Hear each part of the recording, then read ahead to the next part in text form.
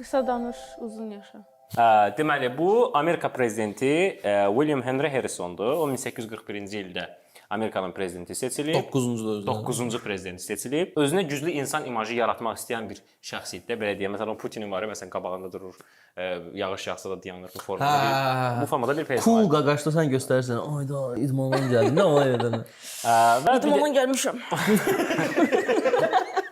Qollarım ağrıyır. Və bir dəfə hava çox yağışlı, çox soyuq olmasına baxmayaraq çıxışı var idi və demək olar ki, tarixin ən uzun çıxışını hazırlamışdı. İnaqurasiyası idi, hə. 2 saatdan çox çıxış idi və çox hava soyuq olmasına baxmayaraq güclü görünmək üçün o ona verilən paltodan imtina edir ki, mən necə ki insanlar sadə gəlib, mən də sadə formada durub çıxış edim. 2 saat gözəl nitq söylədikdən sonra prezident seçilir və vəziyyəti pisləşir, sətəlcəm olur və yataqlara düşür. Üstündən 30-31 gün sonra ölür.